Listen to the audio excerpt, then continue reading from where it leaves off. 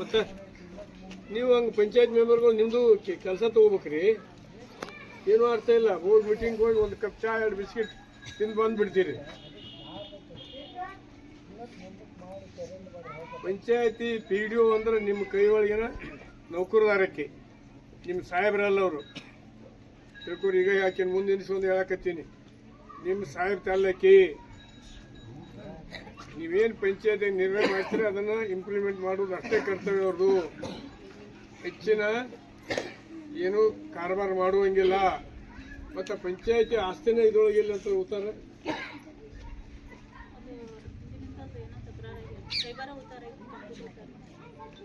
ಕೈಬರ ಐತಿ. ಮತ್ತು ಕಂಪ್ಯೂಟರ್ ಮಾಡೋಕೆ ಅಂತಂದ್ರಿ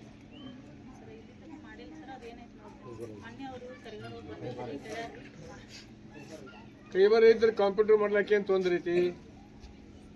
ಏನು ತೊಂದರೆ ಐತಿ ಹೇಳುವ? ಒಂದು ಮಾಡಿಕೊಡೋದನ್ನು ಯಾಕೆ ಮಾಡ್ತಾ ಇಲ್ಲ? ಈ 2 ದಿವಸದಾಗ ಅದು ಆಗಬೇಕು. 2 ದಿವಸದಾಗ ಪಂಚಾಯತಿ ಉತ್ತಾರ ಆಗಬೇಕು.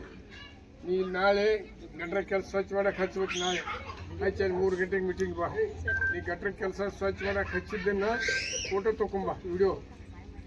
ಆಮೇಲೆ ಹೇಳೋಣ ಆಕಿನ ನಮ್ಮ ಲೀಡರ್ ಐತಿ ಏನಾದ್ರು ಹೆಸರು ಮಾಡ್ತಾರವ ನಿಂತ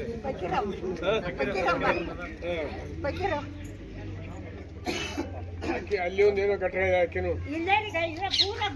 ಊರಾಗ ಎಷ್ಟು ಗಟ್ರ ಎಲ್ಲ ಸ್ವಚ್ಛ ಆಗ್ಬೇಕು. ಏನ್ ಮಾಡ್ಕೊಳೋ ಬೇಕಾದ್ರೆ ನೀನು ಪಗಾರದೊಳಗೆ ಕಟ್ ಮಾಡಿ ಹಾಕೋದ ಕೆಲಸ ಮಾಡಿ ನಾನು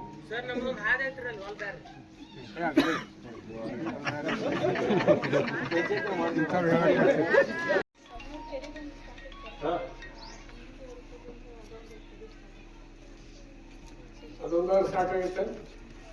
ಊರಾಗ ಏನು ಕೆಲಸ ಅಂಗನವಾಡಿ ಕಟ್ಟಡಿ ನಾನು ಮಾಡ್ಕೊಳಕ್ ಬರ್ತೈತಿ. ಎಸ್ಟಿಮೇಟ್ಸ್ ಮಾಡಿಸೋದನ್ನ ಅಂಗನವಾಡಿ ಕಟ್ಟಡಿ ಎಸ್ಟಿಮೇಟ್ಸ್ ಮಾಡಿಸು. ನಿನಗೆ ಜಿಲ್ಲಾ ಪಂಚಾಯತ್ ಶಿವಕ ಪರೀಕ್ಷೆ ಕೊಡಿಸ್ತೀನಿ. ಇದ ನಮೂನೆ ಆದ್ರೆ ಸಸ್ಪೆಂಡ್ ಮಾಡಿಸ್ತೀನಿ ಅಂತೀನಿ. ಎಲ್ಲ ನಿಮ್ಮ ಅಪ್ಪನ ಅವ್ರನ್ನ ಇವ್ರನ್ನ ನಿಮ್ಮನ್ನ ಕೈ ಜಿಲ್ಲಾ ಕರ್ಕೊಂಡು ಕೇಳುದಿಲ್ಲ ಅವಾಗ. ಅದೇ ನೌಕರಿ ಪಗಾರ ತಗೊಳಕ ನೀವು